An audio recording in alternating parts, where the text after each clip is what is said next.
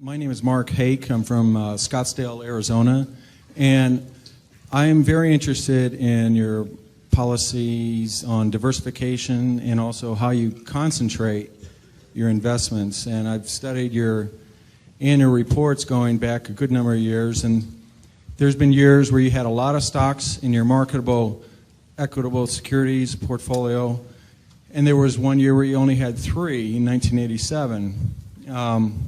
So I have 2 questions. Given the number of stocks that you have in the portfolio now, what does that imply about your view of the market in terms of, is it fairly valued, that kind of idea? And second of all, it seems that whenever you take a new investment, you never take less than about 5% and never more than about 10% of the total portfolio with that new position.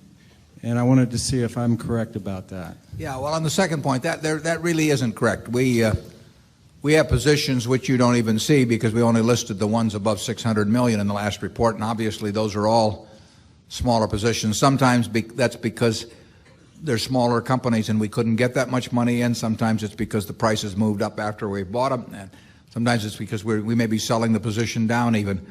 But so there's nothing magic. We like to put a lot of money in things that we feel strongly about, and that gets back to the diversification question. We think diversification is, as practiced generally, makes very little sense for anyone that knows what they're doing.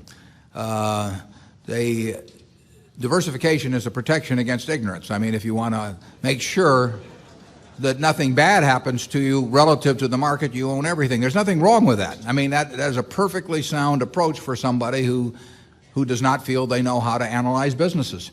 If you know how to analyze businesses and value businesses, it's crazy to own 50 stocks or 40 stocks or 30 stocks probably, because there aren't that many wonderful businesses that are understandable to a single human being in all likelihood.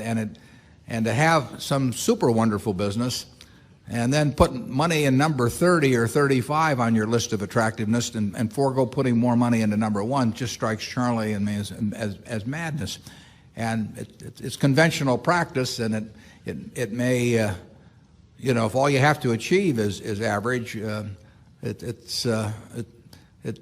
may preserve your job, but it's a confession in our view that you don't really understand the businesses that you own. On a personal portfolio basis, I own 1 stock, but it's a business I know, and it leaves me very comfortable. So, do I need to own 28 stocks in order to, have proper diversification? It'd be nonsense. And within Berkshire, I could pick out 3 of our businesses, and I would be very happy if they were the only businesses we owned and I had all my money in Berkshire. Now, I love it, the fact that we can find more than that and that we keep adding to it. But 3 wonderful businesses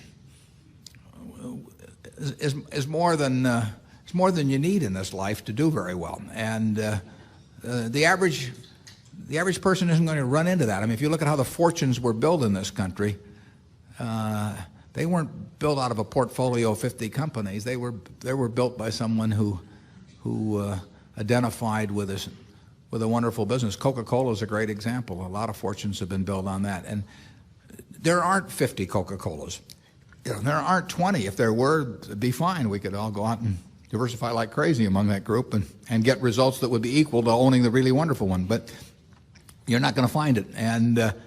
And the truth is, you don't need it. I mean, if you have a really wonderful business, is very well protected against the vicissitudes of the economy over time and the competition. I mean, we're talking about businesses that are resistant to effective competition, and 3 of those will be better than 100 average businesses, and they'll be safer, incidentally. I mean, there is less risk in owning 3 easy to identify wonderful businesses than there is in owning 50 well-known big businesses. And it's amazing what has been taught over the years in finance classes about that. But I can assure you that I would rather pick if I had to bet the next 30 years on the fortunes of my family that would be dependent upon the income from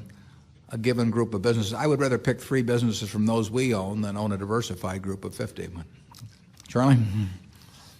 Yeah, what he's saying is that much of what is taught in modern corporate finance courses is twaddle.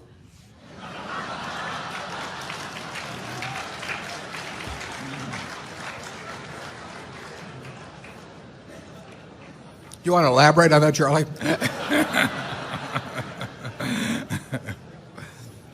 You cannot believe this stuff. I mean, it's modern portfolio theory, and yeah, it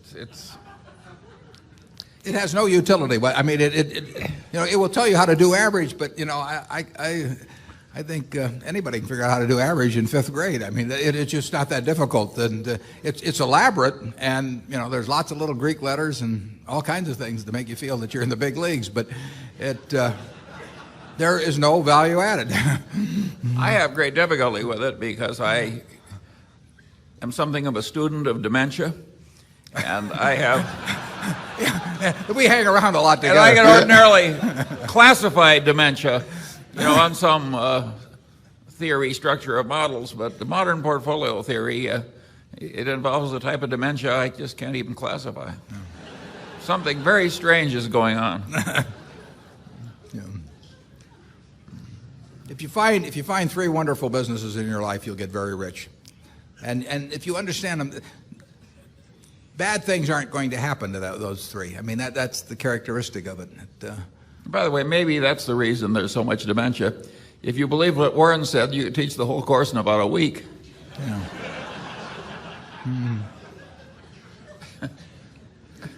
Yeah, and the high priest wouldn't have any edge over the lay people, and that never sells well. Right.